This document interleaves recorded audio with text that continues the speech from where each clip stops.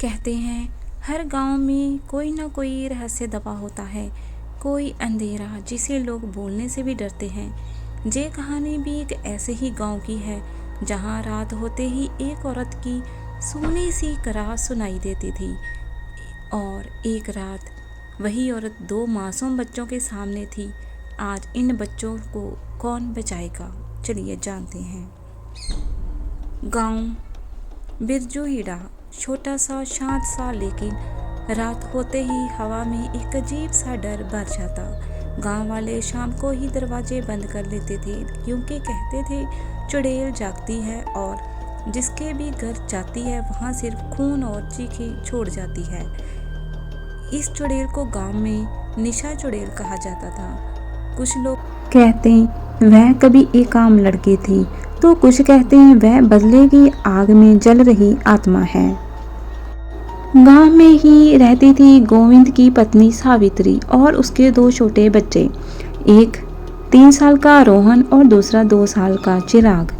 गोविंद मजदूरी के लिए शहर गया हुआ था। घर पर सिर्फ सावित्री और उसके दोनों बच्चे थे। सावित्री मेहनती थी, बच्चों से बहुत प्यार करती थी, लेकिन उसे हमेशा लगता था कि कोई उसे देख रहा है, कोई उसकी झोंपड़ी के पास हर रात घूमता है। एक रात सावित्री बच्चों को सुलाकर खुद लेटी ही थी कि अचानक खिड़की के बाहर से कर कर की जैसी आवाज आने लगी।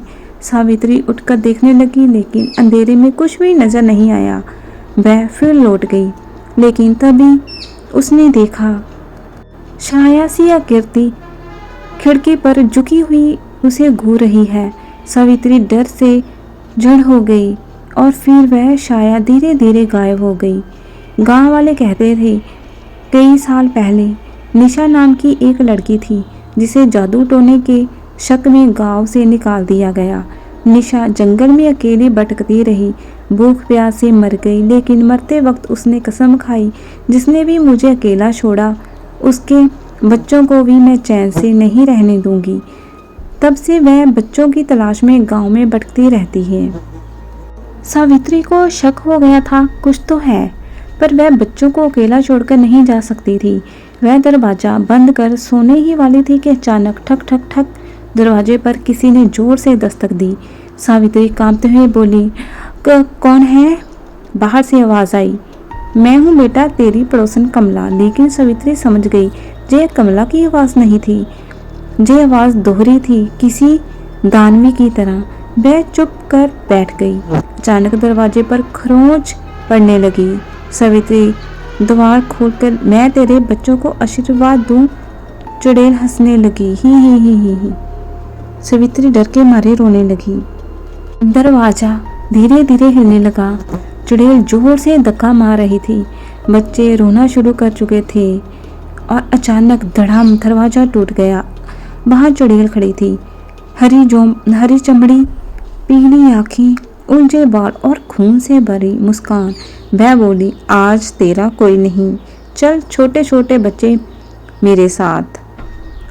दोनों बच्चे डरकर बिस्तर के नीचे घुस गए। चुड़ैल धीरे धीरे आगे बढ़ने लगी। उसके कदमों की आवाज ठक ठक ठक